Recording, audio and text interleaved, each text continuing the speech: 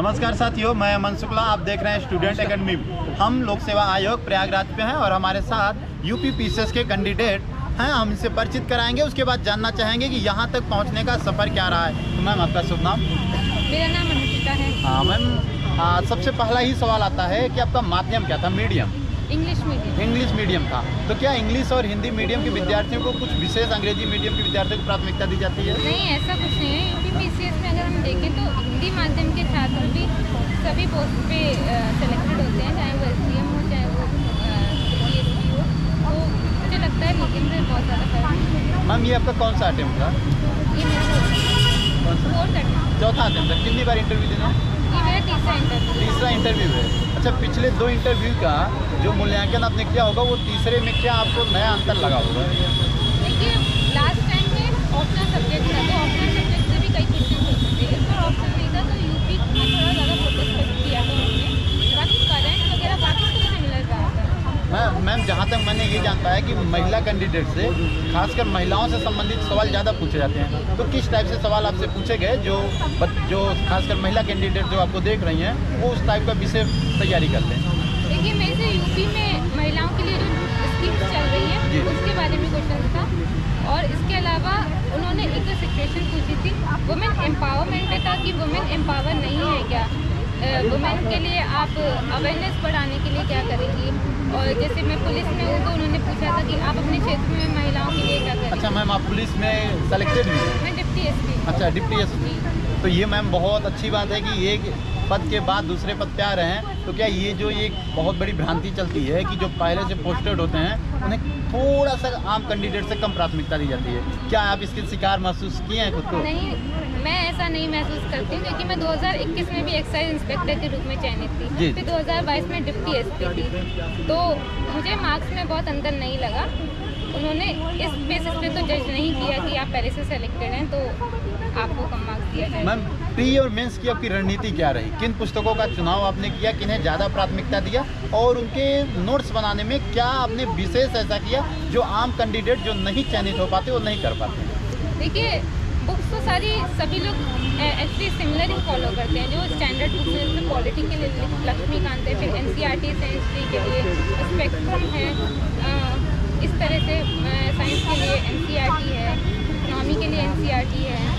तो इसके अलावा क्या आप शॉर्ट नोट्स बना सकते हैं। मैंने कुछ फैक्ट्स आप अलग से नोट कर दीजिए। इसके अलावा जो आप मॉक टेस्ट देते हैं उसमें जो फैक्ट्स आते हैं, न्यू फैक्ट्स जो आपको मिलते रहते हैं, उसके लिए आप एक अलग से कॉपी बना के उसमें नोट कर दीजिए। मैम, कोचिंग का नाम नहीं लेना है कि आप किसी कोचिंग के विद्यार्थी रहे हैं या नहीं? नहीं, आप कोचिंग का सहारा नहीं लिया है?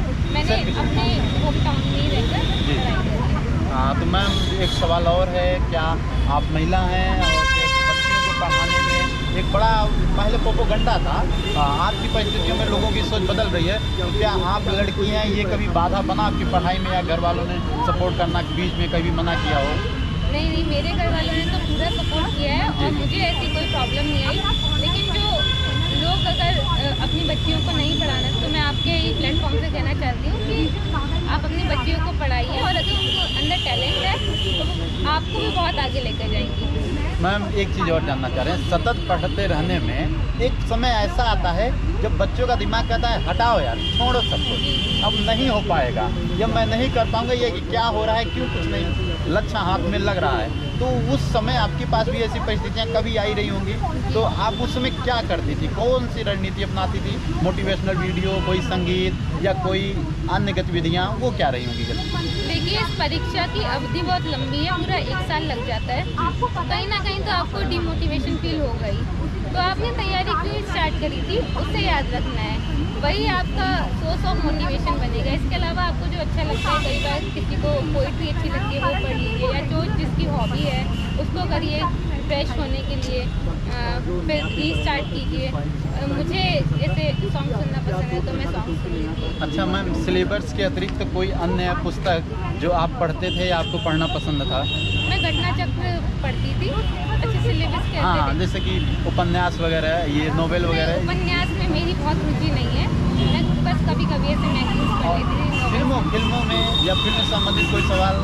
फिल्म से संबंधित सवाल नहीं था, लेकिन फिल्म जैसे जो करंट इश्यूज पे कोई बेस्ड आती है, तो कई बार इंटरव्यू लेने वाले लोग उस पर अच्छा मैम, एक सवाल है, इस सवाल के बाद हम यहीं से इंटरव्यू को खत्म करेंगे।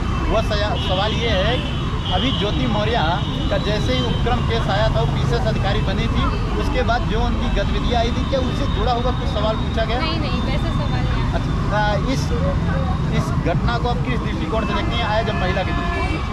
देखिए, वो उनका पर्सनल मैटर है, मैं उस पर बहुत ज़्यादा कमेंट नहीं करना चाहूँगी। अच्छा, जो तो ज्योति मौर्य का प्रक्रम इस पीसीएस के इंटरव्यू में कहीं भी नहीं चला। हाँ जी, बहुत बहुत धन्यवाद। और स्टूडेंट एकेडमी के विद्यार्थियों को आप क्या संदेश देना चाहते हैं, किस रणनीति के तहत तैयारी करें और यहाँ के दस्तक तक आ जाए?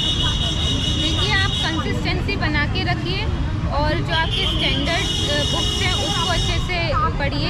इसके अलावा इसमें आप अपनी एक स्ट्रेटेजी, खुद की स्ट्रेटेजी एक प्रिपेयर कीजिए, जिसमें आप करंट अफेयर्स पे भी पूरा फोकस करिए। यूपी भी अब इम्पॉर्टेंट हो गया है, तो यूपी को भी देखिए। इसके अलावा प्रीवियस ईयर क्वेश्चंस पे विशेष ध्यान दीजिए, उसको सॉल्व करते रहिए।